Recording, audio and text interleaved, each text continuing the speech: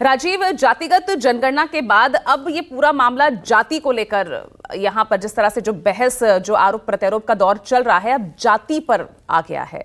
और अब इसकी जद में जो है पीएम मोदी भी आ गए हैं, क्योंकि जिस तरह से उन्होंने अनुराग ठाकुर के उस भाषण को ट्वीट किया है, सीधे तौर पर जो सत्ता विपक्ष है वो ये आरोप लगा रहे हैं, चरणजीत सिंह चन्नी कांग्रेस सांसद, वो सीधा कह रहे हैं कि देश के प्रधानमंत्री ने भाषण के उसी हिस्से को ट्वीट किया है और साथ ही अनुराग ठाकुर को शाबाशी दी है, इसलिए ये ब्रीच ऑफ प्रिविलेज मोशन है उन्होंने वो लेकर आ रहे हैं। तो अब ऐसे में ये जाति वर्सेस जातिगत जनगणना की ये जंग कहां जाती नजर आ रही है, कौन आगे कौन पीछे दिख रहा है? क्या ये माने, क्योंकि जाति शब्द को लेकर विपक्ष ये कह रहा है कि आप कैसे पूछ सकते हैं, आप किसी की जाति कैसे पूछ सकते हैं, सत्ता पक्ष ये तर्क दे रहा है कि भाई जातिगत जनगणना में भी तो यही होता है, जाति ही तो पूछी जाती है, तो उसमें गलत क्या है?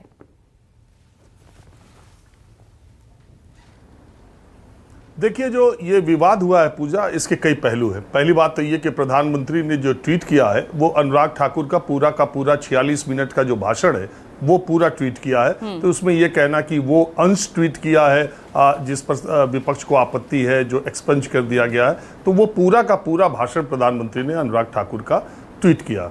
तो बतौर बीजेपी नेता तो अनुराग ठाकुर का काम हो गया, इसलिए कि प्रधानमंत्री ने उनके भाषण को ट्वीट कर दिया। आप जिस पार्टी में हैं और खास करके बीजेपी में, अगर आपके नेता और देश के सबसे लोकप्रिय प्रधानमंत्री कहे जाने वाले प्रधानमंत्री ने आपका भाषण ट्वीट किया तो पार्टी के भीतर तो आपका काम हो गया। दूसरी बात यह है कि जिस बात पर अनुराग ठाकुर के सबसे ज़्यादा बवाल मचा हुआ है, जिसमें उन्होंने कहा कि जिसकी जाति का पता नहीं वो गणना की बात कर रहा है।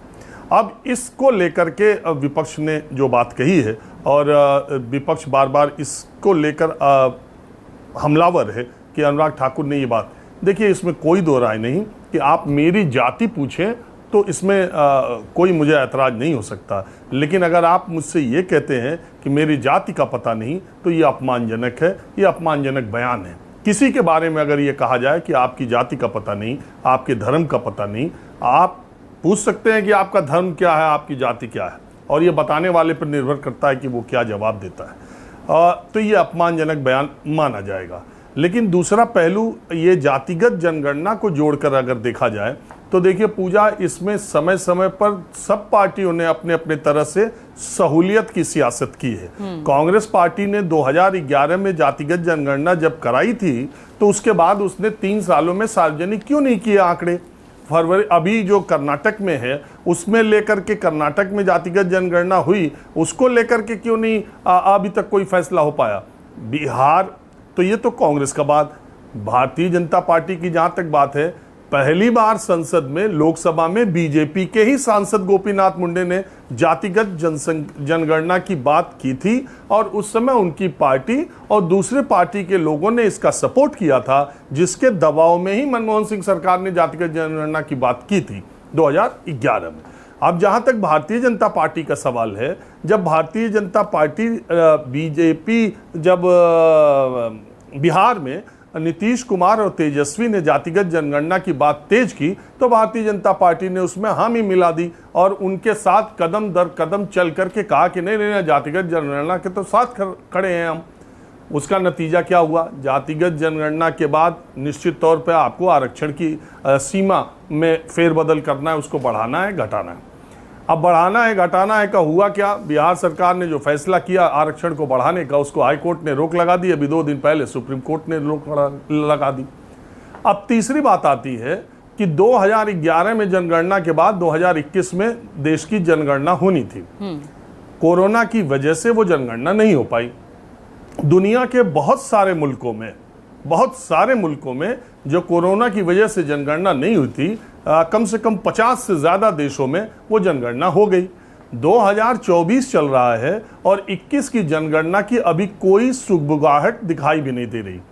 देश की जनगणना जातिगत आधार पर महत्वपूर्ण हो या ना हो, हमें देश के जितने भी सामाजिक, आर्थिक जो भी पैमाने हैं वो जनगणना के नतीजों के बाद ही सामने आते हैं और किसी भी देश की सरकार उसी हिसाब से फैसले करती है। हमें जनगणना से ही पता चला था कि लड़कियों की जो मृत्यु दर है वो लड़कों से ज़्यादा है। हमें जनगणना से ही पता चला था कि हरियाणा में प्रति 1000 लड़कों के मुकाबले लड़कियों की स्थिति कम है, और इसी के बाद सरकारों ने उस दिशा में काम करना शुरू किया। तो ऐसा नहीं है, जाति तो एक तरफ है, देश की आर्थिक प्रगति के लिए, सामाजिक न्याय के लिए, सामाजिक विकास के लिए और आर्थिक, शैक्षणिक सब तरह के फैसले जनगणना के आधार पर होते हैं।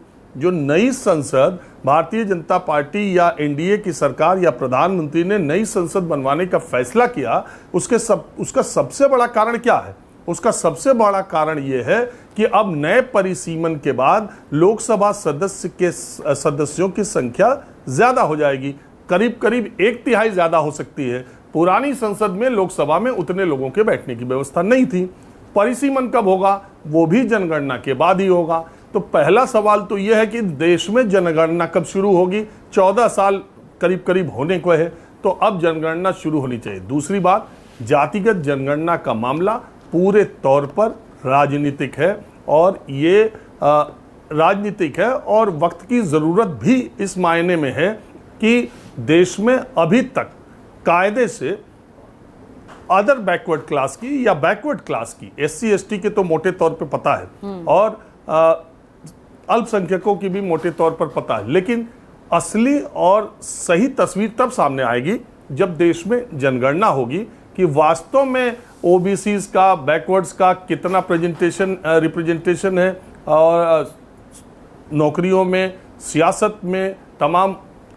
देखिए, 1/3 महिलाओं को आरक्षण देने का फैसला मोदी सरकार ने बिल पास कर दिया। अब वो आरक्षण जब दिया जाएगा 29 में, उसके पहले परिसीमन जनगणना होगी, तो विपक्ष में बैठे लोगों को, मैंने बार बार आपसे कहा, विपक्ष में बैठे लोगों को उत्तर प्रदेश में जो राजनीतिक बढ़त मिली है और जो नतीजे आए हैं, उससे उनका हौसला इस समय बहुत बुलंदियों पर है, और उन्हें ऐसा लगता है कि धर्म की काट के तौर पर जाति का इस्तेमाल किया जा सकता है, और जातिगत जनगणना को जितना पुरजोर तरीके से उठाया जाएगा, ये उनके पक्ष में होगा। सरकार चाहे प्रधानमंत्री नरेंद्र मोदी की हो या कांग्रेस की हो या किसी की हो, जो सरकार में बैठा व्यक्ति है, उसके लिए इस तरह की जनगणना कराना, उसके आंकड़ों को सार्वजनिक करना त्रुटिहीन, मैं त्रुटिहीन कह रहा हूँ, ये बहुत बड़ा चैलेंज है। और इसके बाद जो मांगों का पिटारा खुलेगा, जो विवादों का अंबार लगेगा, उससे हर सरकार थोड़ा सा बचना चाहती है। पहले भी बची है, अब भी बचना चाहती है। जहां तक विचारधारा के स्तर की बात है, तो वैचारिक तौर पर भी RSS और बीजेपी सामाजिक समरसता की बात करती है। वो जातिवाद की बात होने से उनकी जो फिलॉसफी है, उस पर डेंट पड़ता है, उस पर नुकसान होता है। तो मंडल और कमंडल की राजनीति का एक नया चैप्टर 2024 से शुरू करने की कोशिश की जा रही है। बिल्कुल, और उस कोशिश में बीजेपी भी इस वक्त पूरी हिस्सेदारी देती हुई नजर आ रही है। सिद्धार्थ।